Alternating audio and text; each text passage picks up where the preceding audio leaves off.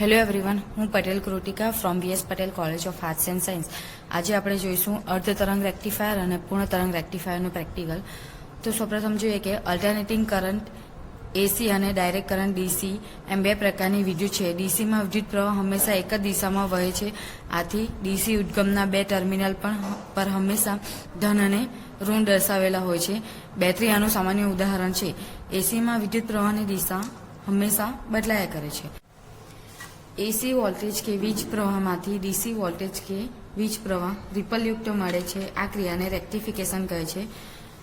Electronic પરિપથમાં rectifier તરીકે PN junction ડાયોડનો ઉપયોગ થાય છે, જેનું કાર્ય ACનું સ્પંદનયુક્ત DCમાં રૂપાંતર કરવાનું છે. અહીંયા આગળ રેક્ટિફિકેશન પાવર ટ્રાન્સફોર્મર, રેક્ટિફાયર પરિપથ, ફિલ્ટર પરિપથ સર્કિટોની મદદથી પૂર્ણ થાય છે. આ ભાગો ભેગા મૂકતા DC પાવર સપ્લાય દર્શાવે છે. અનિયમિત પાવર સપ્લાય ACમાંથી નિયમિત પાવર સપ્લાય DC પાવર મેળવવા માટેનો બ્લોક ડાયાગ્રામ અહીંયા આગળ ફિગરમાં દર્શાવેલો છે. અહીં ફિગરમાં પાવર ટ્રાન્સફોર્મર દર્શાવેલ છે, જેમાં પ્રાઇમરી અને સેકન્ડરી ગૂંચળું દર્શાવેલું છે. આ પ્રાઇમરી ગૂંચળમાં ટ્રાન્સફોર્મરમાં AC ઇનપુટમાં 240 વોલ્ટને AC ઇનપુટમાં 5 વોલ્ટમાં કન્વર્ટ કરે છે. એટલે કે આપણું સેકન્ડરી ગૂંચળું છે તેમાં 5 વોલ્ટ મળે છે. આ રીતે આપણું ઇલેક્ટ્રોનિક શોક લાગવાનું જોખમ દૂર થાય છે. અહીંયા આગળ રેક્ટિફાયર દર્શાવેલું છે. આ જે છે એ ડાયોડ રેક્ટિફાયર છે. આ એક અથવા વધારે PN જંકશન ડાયોડનો ઉપયોગ કરતી સર્કિટ છે, જે AC વોલ્ટેજને સ્પંદનયુક્ત DC વોલ્ટેજમાં રૂપાંતર કરે છે. અહીંયા આગળ ફિલ્ટરનું કાર્ય શું છે એ જોઈશું. તો ફિલ્ટરનું કાર્ય રેક્ટિફાયર વડે મળતા આઉટપુટ વોલ્ટેજ સપ્લાયમાં હાજર રિપલ્સને દૂર કરવાનું હોય છે. હવે પ્રેક્ટિકલનો હેતુ જોઈએ તો અર્ધ તરંગ રેક્ટિફાયરનો અભ્યાસ કરો. અર્ધ તરંગ રેક્ટિફાયરનો વિદ્યુત પરિપથ આકૃતિમાં દર્શાવ્યો છે. AC મેઇન વોલ્ટેજ ટ્રાન્સફોર્મરના પ્રાથમિક ગૂંચળાને આપવામાં આવે છે. ટ્રાન્સફોર્મરના ગૌણ ગૂંચળાને PN જંકશન ડાયોડ સાથે જોડવામાં આવે છે.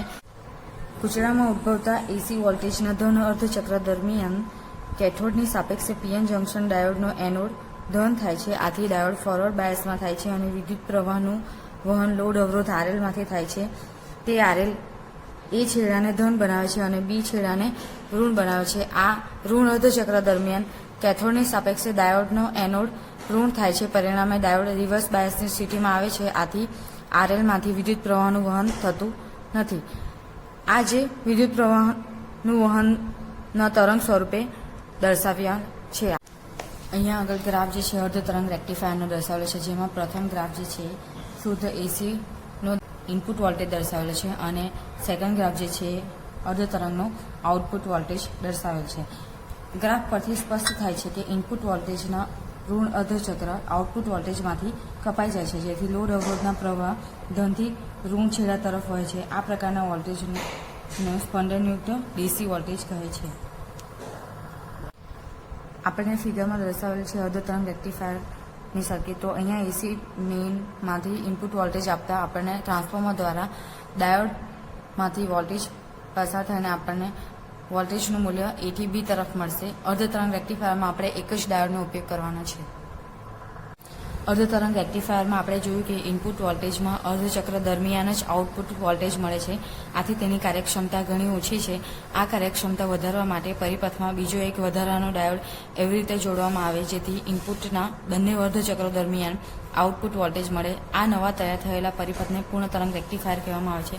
હવે ફિગરમાં આપણને પૂર્ણ તરંગ રેક્ટિફાયરનો વિદ્યુત પરિપથ દર્શાવેલ છે. તો એમાં પરિપથનું અવલોકન કરતાં સ્પષ્ટ થાય છે કે ઇનપુટ વોલ્ટેજના ધન અર્ધચક્ર અને ઋણ અર્ધચક્ર દરમિયાન ડાયોડ D1 અને D2 પૈકી કોઈપણ એક ડાયોડ ફોરવર્ડ અને બીજો ડાયોડ રિવર્સ બાયસમાં જોડાય છે. જ્યારે એક ડાયોડ કન્ડક્ટ થાય છે ત્યારે બીજો ડાયોડ ઓપન થાય છે અને આ બંને અર્ધચક્ર દરમિયાન લોડ અવરોધમાંથી પસાર થતો વિદ્યુત પ્રવાહ છેડા A થી B તરફ મળે છે, જેથી આઉટપુટ વોલ્ટેજમાં બંને અર્ધચક્ર દરમિયાન સ્પંદયુક્ત DC વોલ્ટેજ મળે છે. ટ્રાન્સફોર્મરમાં સેન્ટર ટેપની બંને બાજુ આંટાની સંખ્યા સરખી હોવાથી બંને ડાયોડને એક સરખો વોલ્ટેજ મળે છે. આ તે પરિપથને પૂર્ણ કરવા માટે સેન્ટર ટેપનો ઉપયોગ કર્યો છે. અર્ધ તરંગ રેક્ટિફાયરનો અભ્યાસ કરો. એના સાધનો જોઈએ તો આ રીતે આપણને હાફ વેવ, ફૂલ વેવની રેક્ટિફાયર યુઝિંગ ડાયોડ, એટલે કે આજે આપણને હાફ વેવ અને ફૂલ વેવ રેક્ટિફાયરની કીટ આપેલી છે અને અવરોધ પેટી, આનો સાધનોનો ઉપયોગ કરીને આપણે પ્રેક્ટિકલ કરવાનું છે. હવે સર્કિટ જોઈશું તો અહીંયા આગળ એસી મેઇન એટલે કે આપણું પાવર સપ્લાયને સાથે ટ્રાન્સફોર્મર જોડેલું છે. ટ્રાન્સફોર્મરની સાથે આપણા પીએન જંકશન ડાયોડ જોડેલું છે. આ ડાયોડની સાથે આપણે સાદી કટ જોડવાનું છે. આ તરફના ટ્રાન્સફોર્મર સાથે કેપેસિટર જે ફિલ્ટર તરીકે યુઝ કરશે અને કેપેસિટરને આપણે સાદી કટ સાથે. ત્યારબાદ પ્રવાહ મેળવવા માટે, વિદ્યુત પ્રવાહ મેળવવા માટે આપણે મિલીમીટર અને વોલ્ટમીટર જોડે છે અને એની સાથે આપણે અવરોધ પેટી જોડે છે. અહીંયા આગળ આપણને કીટ જ આપી દીધેલ છે જેમાં PN junction diode, capacitor inbuilt છે. આપણે ખાલી અલગથી અવરોધ પેટી જોડવાની છે જે મેં અહીંયા આગળ દર્શાવી છે.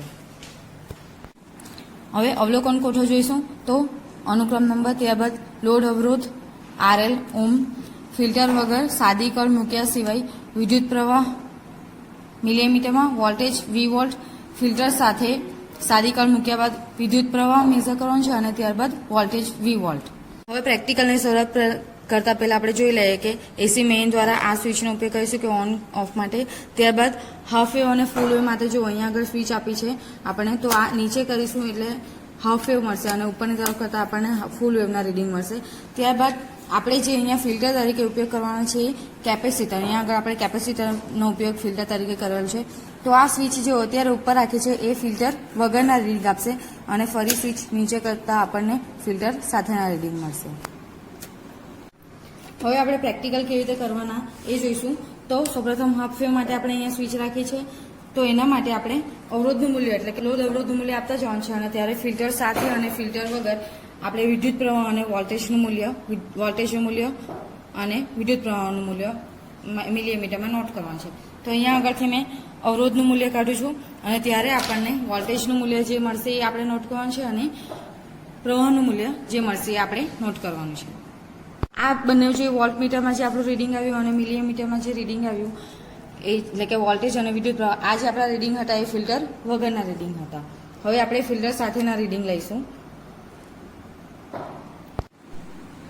હવે ફિલ્ટર સાથેના રીડિંગ લઈએ તો આપણે ફિલ્ટરનો ઉપયોગ કરવા માટે આ સ્વિચ નીચે કરીશું એટલે કે ફિલ્ટર સાથેના રીડિંગ માટે આપણે વિદ્યુત પ્રવાહનું મૂલ્ય, તમે જુઓ કે આપણે વિદ્યુત પ્રવાહનું મૂલ્ય વધતું મળે છે એટલે કે ફિલ્ટર સાથે આપણને વિદ્યુત પ્રવાહનું મૂલ્ય વધારે મળશે. ત્યારબાદ વોલ્ટેજ જોઈએ, રીડિંગ આવશે આપણા ફિલ્ટર સાથેના રીડિંગ હશે. હવે આ રીતે આપણે અલગ અલગ અવરોધનું વેલ્યુ માટે આપણે અહીંયા આગળ અવરોધ પેટીમાંથી કળ કાઢતા જઈશું અને તેના રિલેટેડ આપણે ફિલ્ટર સાથે અને ફિલ્ટર વગર જે તે રીડિંગ આવશે વોલ્ટેજના અને મિલીમીટરમાં વિદ્યુત પ્રવાહના, આ રીડિંગ આપણે નોટ કરવાનું છે. જે મેં અહીંયા આગળ રીડિંગ લઈને બતાવે છે કે લોડ અવરોધના અલગ અલગ માટે આપણને ફિલ્ટર વગર આ રીતેના વિદ્યુત પ્રવાહ અને વોલ્ટેજનું મૂલ્ય મળશે અને ફિલ્ટર સાથે આ રીતે વિદ્યુત પ્રવાહ અને વોલ્ટેજનો વેલ્યુ મળશે. એ જ રીતે અલગ અલગ વેલ્યુ લોડ અવરોધની બદલતા જઈશું અને એની સાથે ફિલ્ટર સાથે અને ફિલ્ટર વગર વિદ્યુત પ્રવાહ અને વોલ્ટેજનું મૂલ્ય આપણે નોટ કરવાનું છે. હવે એ જ રીતે આપણે પૂર્ણ તરંગ રેક્ટિફાયરનો અભ્યાસ કરવા માટે જોઈશું. તો એની સર્કિટ જોઈ લઈએ કે આ રીતે એસી મેઇનમાંથી આપણે બંને ટ્રાન્સફોર્મરમાં જોડેલ છે. આ જે પૂર્ણ તરંગમાં આપણે અહીંયા આગળ 2 ડાયોડનો ઉપયોગ કરવાનો છે અને ત્યારે આપણને જે મળશે એ સાદી કળ સાથે જોડીશું અને સાદી કળને આપણે ફિલ્ટર સાથે જોડીશું. એના માટે વિદ્યુત પ્રવાહ મેળવવા માટે અહીંયા આગળ આપણે મિલીમીટર જોડે છે અને મિલીમીટર સાથે આપણે વોલ્ટમીટર અને એની સાથે અવરોધ પેટી જોડે છે. તે આપણે આ જ કીટનો ઉપયોગ કરીને આપણે પ્રેક્ટિકલ કરવાનું છે.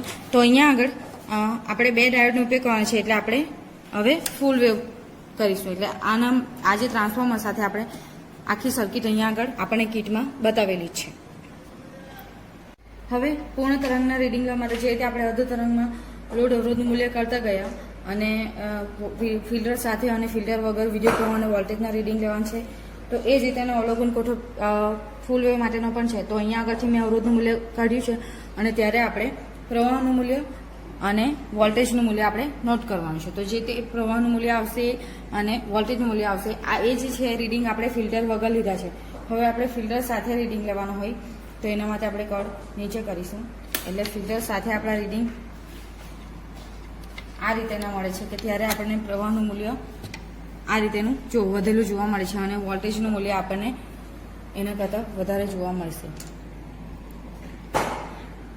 આ રીતે અલગ અલગ લોડ અવરોધના મૂલ્ય માટે ફિલ્ટર સાથે અને ફિલ્ટર વગર વોલ્ટેજનું મૂલ્ય અને વિદ્યુત પ્રવાહનું મૂલ્ય આપણે નોટ કરતા જવાનું છે, જે મેં અહીંયા આગળ લીધા છે. લોડ અવરોધનું મૂલ્ય બદલતા જતાં આપણને ફિલ્ટર વગર વિદ્યુત પ્રવાહ અને વોલ્ટેજનું મૂલ્ય અને ફિલ્ટર સાથે વિદ્યુત પ્રવાહ અને વોલ્ટેજના મૂલ્યો આ રીતે મળે છે. હવે ગ્રાફ જોઈશું તો અર્ધ તરંગ રેક્ટિફાયર માટે વાય એક્સિસ પર વોલ્ટેજનું મૂલ્ય અને એક્સ એક્સિસ પર વિદ્યુત પ્રવાહનું મૂલ્ય લેવાનું છે. તો વી વર્સેસ આઈનો ગ્રાફ ડ્રો કરતાં એના પોઈન્ટ મૂકતા આપણને ફિલ્ટર સાથેના આ રીતેનો ગ્રાફ મળશે અને ફિલ્ટર વગર આ રીતેનો ગ્રાફ મળશે. એ જ રીતે પૂર્ણ તરંગ માટે પણ વાય એક્સિસ પર વોલ્ટેજનું મૂલ્ય અને એક્સ એક્સિસ પર વિદ્યુત પ્રવાહનું મૂલ્ય લેતા આપણને ફિલ્ટર સાથે આ રીતેના ગ્રાફ મળશે અને ફિલ્ટર વગર આ રીતેનો ગ્રાફ મળશે. તો ઓબ્ઝર્વેશન ટેબલ અને ગ્રાફ પરથી આપણે રિઝલ્ટ લખી શકીએ કે જેમ જેમ લોડ અવરોધનું આરએલનું મૂલ્ય વધારવામાં આવે છે તેમ તેમ વિદ્યુત પ્રવાહનું મૂલ્ય ઘટે છે અને વોલ્ટેજ વધે છે. બીજું, ફિલ્ટર વગર કરતાં ફિલ્ટર સાથે વિદ્યુત પ્રવાહ આઈનું મૂલ્ય અને વોલ્ટેજ વીનું મૂલ્ય વધુ મળે છે.